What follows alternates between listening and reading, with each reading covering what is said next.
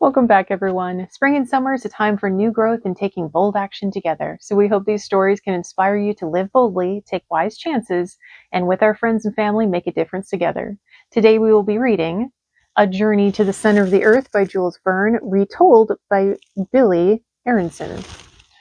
So as we lean in with the spirit of adventure, grab a friend, like Jade here, and let's enjoy the story together. 18. The Dagger. What this tale needs is another strange clue, and I believe our heroes are about to discover just that.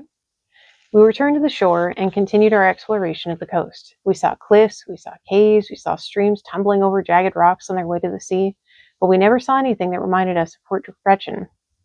At several points I expected to spot the boulder that had carried me to safety, or to see that little port where Hans had built the raft. There was no trace of these or of anything else that looked familiar. If we had returned to the same shore, why did it look so different?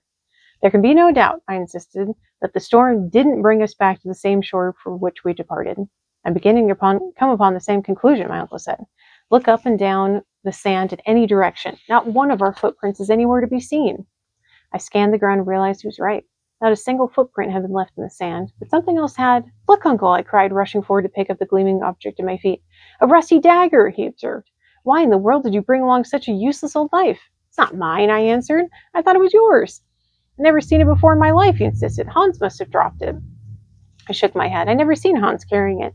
Then maybe it belonged to that giant shepherd we were just running from. But no, it's not made of materials primitive people could use, like stone or bronze. It's made of steel.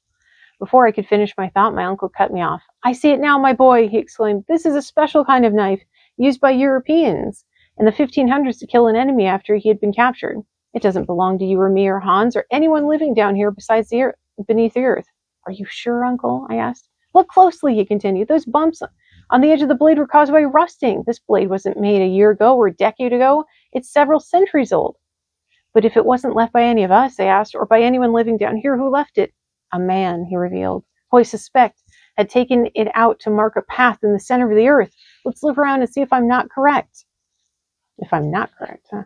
We ran alongside a wall of rock, searching for a marking of any kind. At last, under a huge overhanging rock, we found the entrance to a dark tunnel. There on the wall, we saw two letters, A.S. Oh, great Saknussem, my uncle cried joyfully. Thank you for this clue. Thank you for taking such care to show others the secret path into our mighty globe.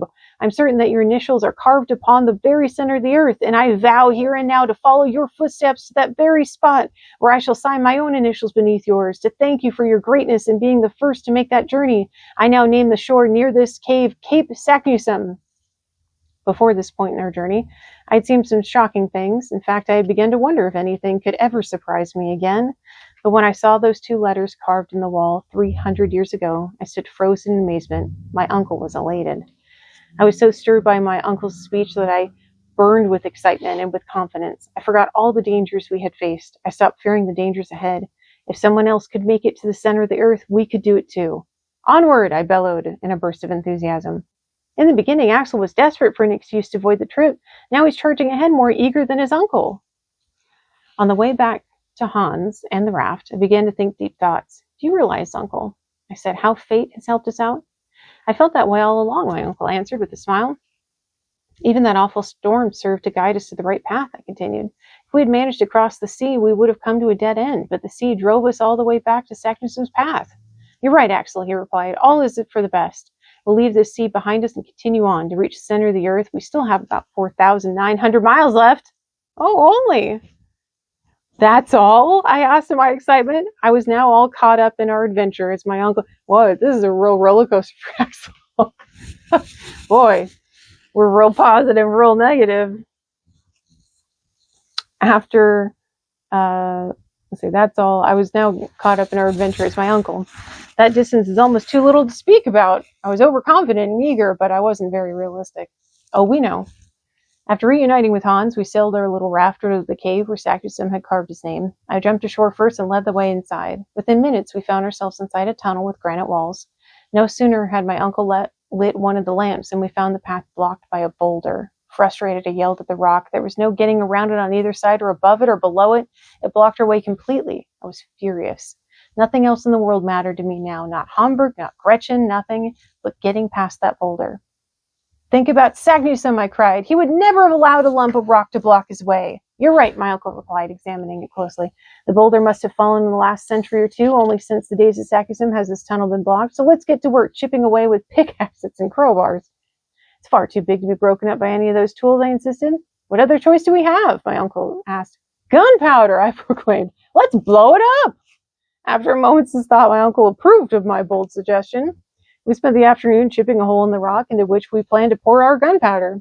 About 50 pounds of powder would be needed to break up so huge a boulder. Oh, we know how much gunpowder to use. Good to know. I know, it's crazy, huh, Jane? We had to make quite a large hole. By midnight, we'd finished. We poured the powder in, and a piece of rope served as a fuse. A single spark will blow the rock to bits, I announced. Let's do it at once and be on our way. It's time to rest, my uncle insisted. This blowing to bits will have to wait until morning. Blowing up? You mean like explosion? Uh-oh, did anyone bring earplugs? All right, that does it for chapter 18, and we'll see you next time for chapter 19.